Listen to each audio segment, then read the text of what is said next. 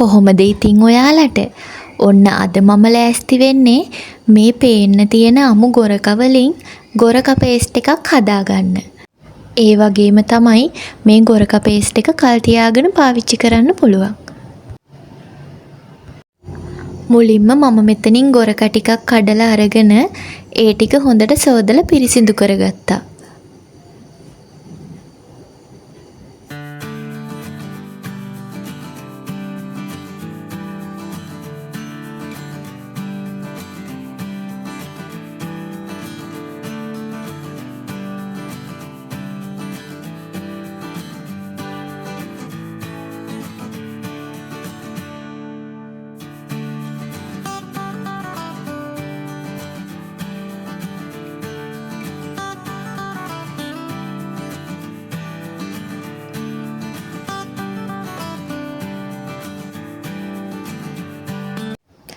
කඩාගත්ත ගොරක ටික හොඳට සෝදලා පිරිසිදු කරාට පස්සේ මෙන්න මේ විදියට කොටස් වලට වෙන් කරගන්න ඕනි ගොරක ටික.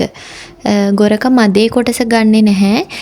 ඒ කොටස අයින් කරලා ඉතුරු ගොරක ටික මේ විදියට ගලවලා වතුර එකකට දාගන්න ඕනි.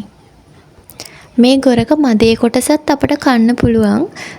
සමහර ගස්වල නම් ටිකක් ඇඹුල වැඩි, සමහර ගස්වල ඇඹුල් ගතිය අඩුයි. ඉතින් ගොරක මදේ කියන්නේත් රස පළතුරක් තමයි.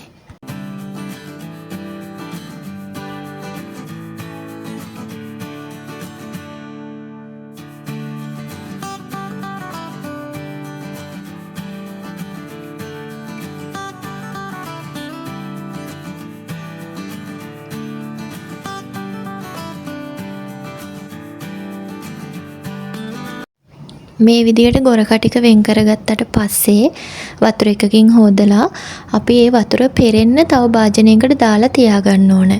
මොකද මේ ගොරක පේස්ට් එක හදනකොට ගොරකවල තෙත ගතිය නැති තරමට තමයි හොඳ. ඒ නිසා මම ගොරක ටික සෝදලා මේ වගේ වතුර පෙරෙන්න භාජනයකට දාලා තියාගත්තා.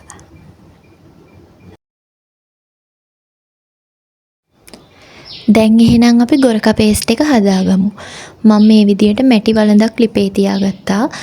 මැටි වළඳක්ම ගන්න මේ පේස්ට් එක හදන්න. ඊට පස්සේ අර වතුර පෙරෙන්න තියාගත්ත ගොරක ටික මම වළඳට එකතු කරනවා. ඒ එකතු කරලා ලුණුත් එකතු කරනවා. අපි ගන්න ගොරක ප්‍රමාණය අනුව ලුණු ප්‍රමාණය වෙනස් වෙන්න පුළුවන්. ඊට පස්සේ ඒ ටික හොඳට කවලම් කරලා ලිපේ තියාගන්න ඕනේ. මේක ටිකක් වෙලා ලිපේ තියෙනකොට වතුර ගතිය එනවා මේ ගොරක එකේ. ඔයාලා ගෑස් එකේ හදනවා නම් ගෑස් ලිපේ ගින්දර තියාගන්න පුළුවන්. අඩුම ප්‍රමාණය තියාගෙන හදන්න.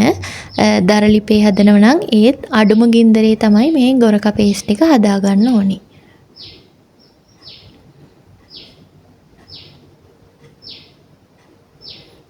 ඔයාලට පේනව නේද? දැන් මේ වතුර ගතිය ඇවිත් තියෙනවා. ටිකක් වෙලා ලිපේ තියෙනකොට මේ විදියට වතුර ගතිය එනවා. ඉතින් අපි මේ වතුර ගතිය හිඳෙනකම්ම ගොරක ටික හැඳි ගගා ලිපේ තියාගන්න ඕනි. ඒ හැඳි ගාන ගමන් මේ විදියට ගොරක එක පොඩි කර කර වගේ හැඳි ගා ගන්න ඕනි. මොකද ගොරක එක පේස්ට් එකක් විදියට හැදෙනකොට ගොරක කෑලි ගතිය නැති වෙන්න ඕනි. ඒ විදියට පොඩි කර කර හැඳි ගා ගන්න ඕනි මේ වතුර ගතිය හිඳෙනකම්ම. ඒ වගේම සැරෙන් සැරේ හැඳි ගන්නත් ඕන. මොකද නැත්තම් වළඳ අඩිය අල්ලන්න බලනවා.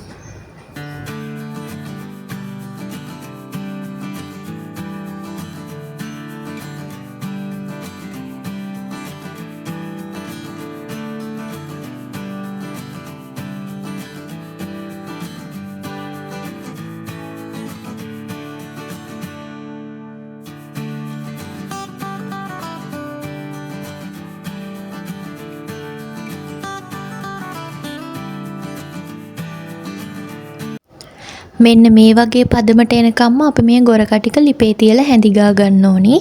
ඔයාලට පේනවා ඇති මේ එක ගුලියට වගේ හැන්දට එනවා. ඒක තමයි ගොරක පේස්ට් එකේ හරි පදම.